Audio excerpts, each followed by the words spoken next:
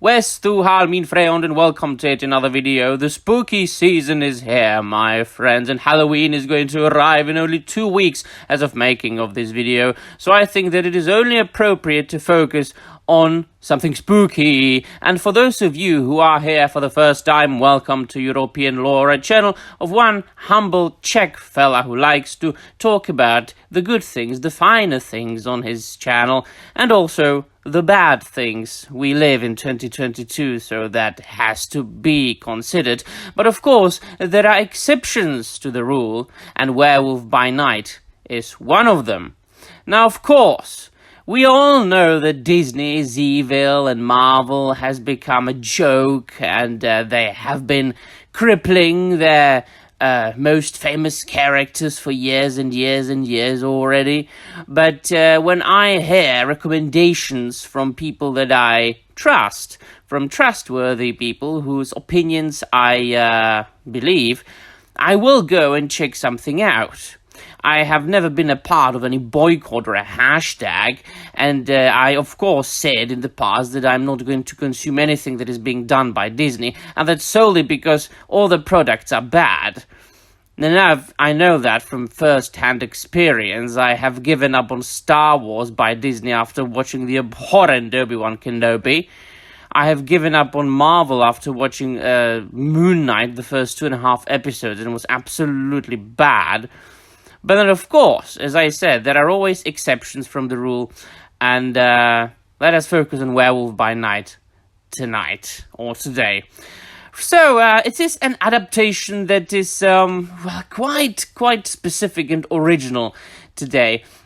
Firstly, because it's a short film. It is a special made by Marvel Studios, of course, under the mega corporation Disney, and it's only 54 minutes long, which is quite refreshing from all the recently released TV shows that are being aired on all the streaming services. That seems to be the format that is taking over the entertainment industry. You've got TV show after TV show after TV show, and the creators are somehow giving up on the format of a feature film, of a movie that you could see in cinema and enjoy it.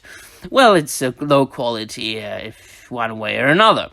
But this is a film that is 54 minutes long, and it is based on a comic book series called, of course, Werewolf by Night. And there is, I've got at least an interesting history with Werewolf by Night. I've only read some of the earliest issues of Werewolf by Night, and then here and there an issue or two. So I haven't read the entire original run, although I know about its history. The character was invented by Roy Thomas, Jerry Conway, and Stan Lee, and the first appearance of the character, the Werewolf by Night, was, I think, in February 1972, and it was in Marvel Spotlight issue 2, and it featured the main character, Jack Russell. Yes, the exact name like the breed of the dog, which is quite funny.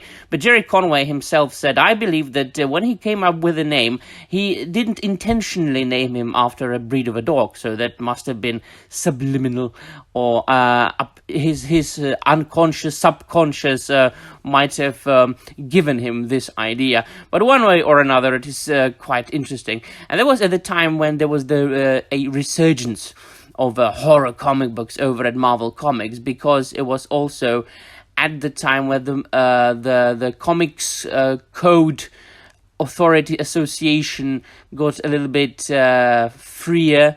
It wasn't as strict as it had been in the past, so they immediately took advantage of it, and there were a lot of titles that were based on the good old Universal monsters films like Werewolf, and there was a Tomb of Dracula, I believe, and there was a comic book about Frankenstein, and it was all very diverse. At the time, Marvel Comic was extremely diverse. not only were they making superhero comics, everybody knows that, but they were making horror comics and mystery comics and war comics. It was indeed the 70s and the 90s. It was the golden age of comic books.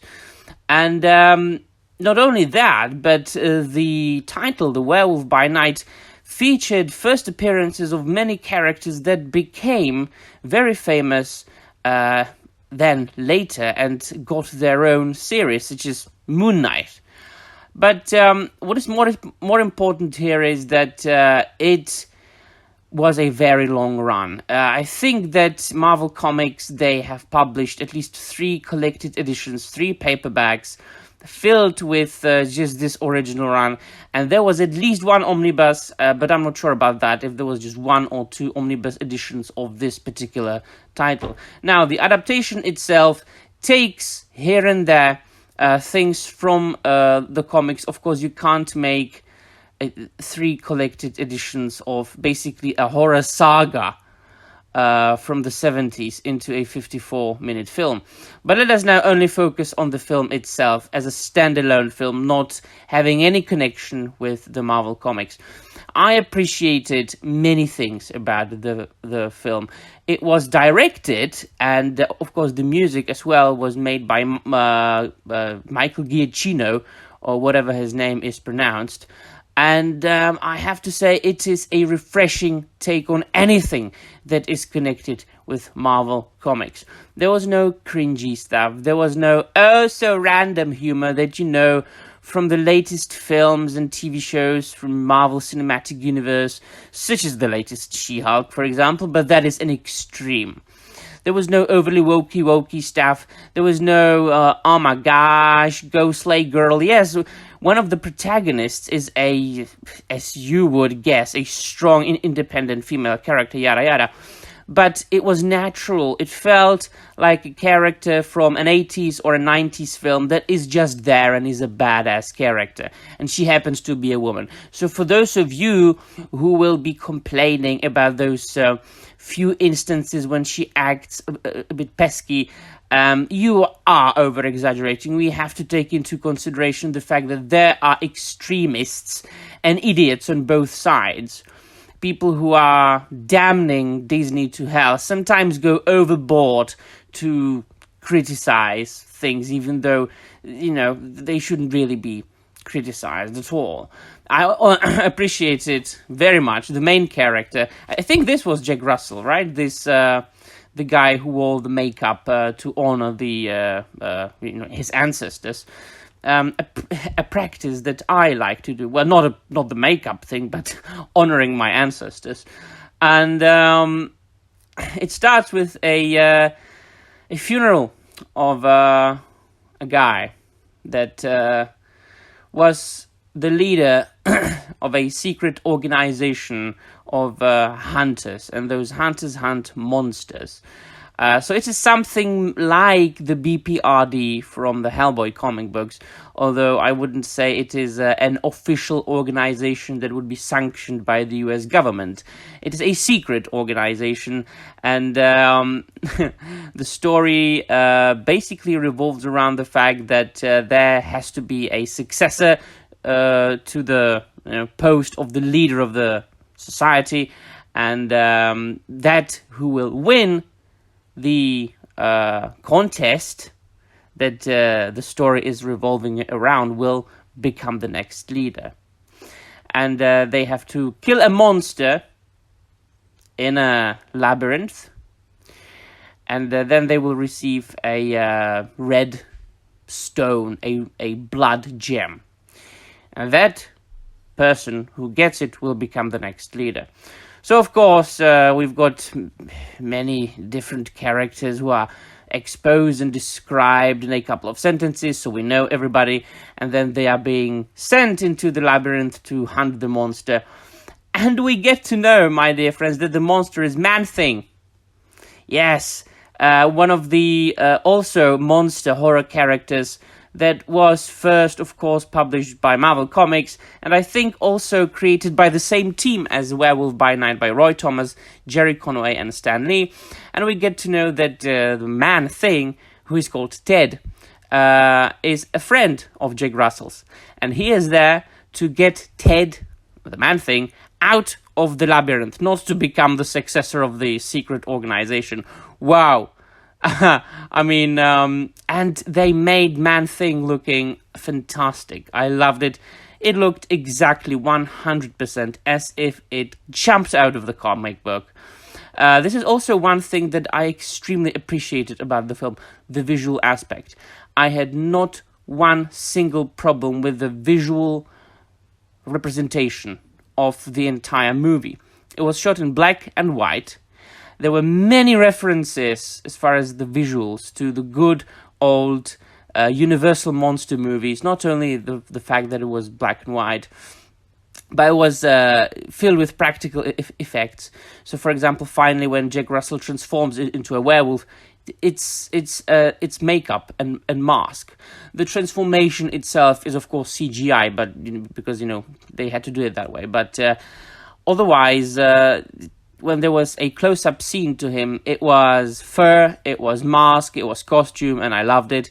And I do suspect that certain scenes with the Man-Thing were also done with a huge puppet or a costume. Of course, those more action scenes, they were quite obviously CGI. But for example, the ending when they were sitting together, I think that was a huge practical effect. The Man-Thing, Ted, sitting next to Jack Russell. Now, of course, spoiler, but there will be a spoiler warning at the title of the video. When Jack finally teams up with the chick character, I'm blanking on her name. So they save Man-Thing, and they release him from the prison, and they retrieve the Bloodstone. And Jack wants to touch the Bloodstone, and it just pushes him away. And that means that he's a monster, right? So the secret society and the women leader, the wife of the deceased leader, by the way, the chick character is his daughter. She locks them up in a cage and forcefully makes him transform into the werewolf with the Bloodstone. And then the gore starts. He just eradicates everybody there. Of course, except for his female friend. And there was a very nice thing, and also something that referred to the original comics, where I think, if I remember correctly, as the series progressed, I think that Jack Russell, he learned to a certain extent to control his transformations. So it was the same here when he sniffed her, looked her into the eye, so he remembers her, so he doesn't kill her instantly when he transformed into a werewolf. And that happened. So he saves her, and then Man-Thing appears again and eradicates the bloody annoying old chick that was the wife of the leader, the deceased leader. And what I also appreciated about the film very much was the music. Of course, also composed by Michael Giacchino.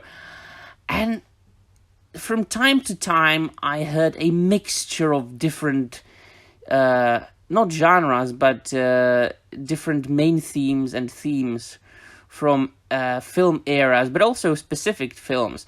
So, for example, I could clearly hear the inspiration with the old Universal Monsters movies, and also the Hammer horror soundtracks.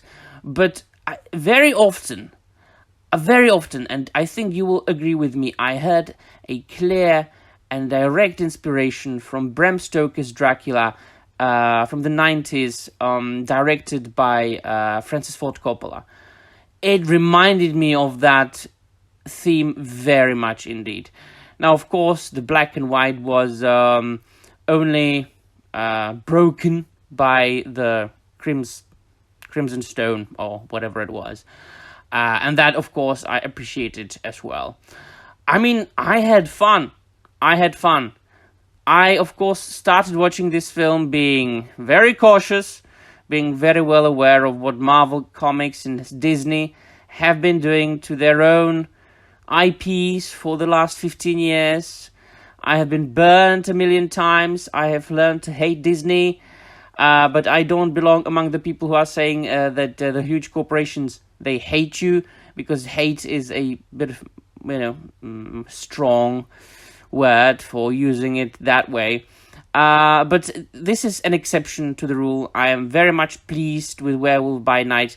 I will most certainly rewatch it, and what is most important, what is even more important than rewatching this film, is that it re-sparked my interest in the old Marvel horror comic books, because this is something where where my experience is a bit not complete, shall we say. I haven't read all the Werewolf by Night series, all the Tomb of Dracula series, and I really want to get into it now after having watched Werewolf by Night and liking it so much.